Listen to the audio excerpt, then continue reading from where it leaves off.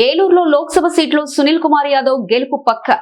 బెజవాడను ఆనుకొని ఉండే ఏలూరులో రాజకీయాలు ఎప్పుడూ ఉత్కంఠంగానే ఉంటాయి. హేమాహేమిలను దేశానికి అందించిన ఈ నియోజకవర్గంలో పలువురు ప్రముఖులు ప్రాతినిధ్యం వహించారు.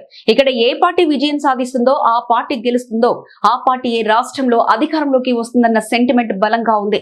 1952 నుంచి 2019 వరకు ఇక్కడ 17 సార్లు లోక్సభ ఎన్నికలు జరగగా కాంగ్రెస్ 9 సార్లు, టీడీపీ 5 సార్లు, సిపిఐ 3 సార్లు, వైసీపీ ఒకసారి విజయం సాధించాయి. గతంలో ఇక్కడ నుంచి ఎంపీలుగా గెలిచిన వారు కేంద్రంలోనూ రాష్ట్ర రాజకీయాల్లోనూ చక్రం తిప్పారు.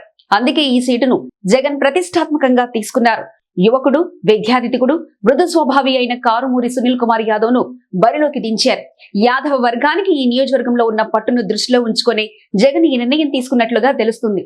ఏలూరులో యాదవ వర్గానికి 1.60 లక్షల ఓటింగ్ ఉంది.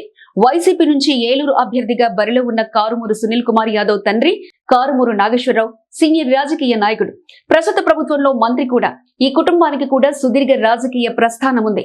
కారుమూరి గతంలో పశ్చిమ గోదావరి జిల్లా జడ్పీ చైర్మన్ గా పనిచేయడంతో పాటు ద్వారకా, తిరుమల జడ్పీటీసీగా పనిచేశారు. దివంగత వైఎస్ రాజశేఖర రెడ్డితో మంచి సంబంధాలుండేవి.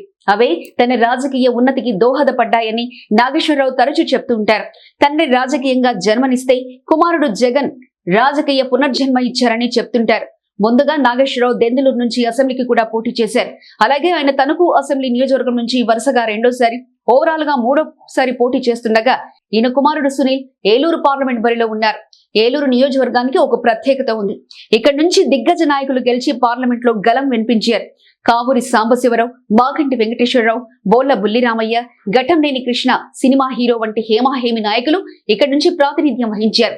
తొలినాళ్లలో అంటే 1952, 1962 మధ్య జరిగిన 3 ఎన్నికల్లో 2 సార్లు ఇక్కడ నుంచి కమ్యూనిస్టులు కూడా గెలుపు గుర్రం ఎక్కారు. ఆ తర్వాత కాంగ్రెస్ పార్టీ పుంజుకోవడంతో 2 దశాబ్దాల పాటు ఈ పార్టీలోనే ఇక్కడ విజయం దక్కించుకున్నారు. అభ్యర్థులు ఎవరైనా కాంగ్రెస్ కే ఇక్కడ ప్రజలు జైకొట్టారు. తర్వాత టీడీపీ ఆవిర్భావం అనంతరం ఏలూరు ఓటర్లు టీడీపీ వైపు మొగ్గు చూపించారు. అయినప్పటికీ కాంగ్రెస్ పార్టీ తన ప్రభావం చూపించింది. రాష్ట్ర విభజన తర్వాత జరిగిన 2014లో జరిగిన తొలి ఎన్నికల్లో టీడీపీ గెలిచింది. అప్పటికే కాంగ్రెస్ నుంచి టీడీపీలోకి వచ్చిన మాగంటి వెంకటేశ్వరరావు విజయం దక్కించుకున్నారు.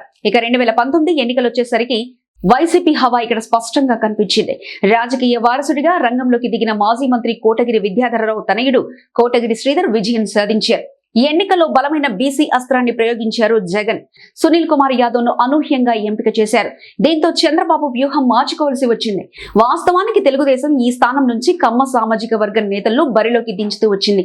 కానీ జగన్ దెబ్బకు చంద్రబాబు తన ప్రయత్నాలను మానుకున్నారు. కానీ స్థానికేతరుడైన పుట్టా మహేష్ యాదవ్ ను పోటీ చేయించడంతో ప్రతికూలంగా మారింది. ఆయన యనమల రామకృష్ణుడికి స్వయాన అల్లుడు. దీంతో ఎప్పటి నుంచో ఇక్కడ పనిచేస్తున్న స్థానిక యాదవ నేతలను పరిగణలోకి తీసుకోకపోవడంపై ఆ వర్గంలో ఆగ్రహం వ్యక్తమవుతుంది.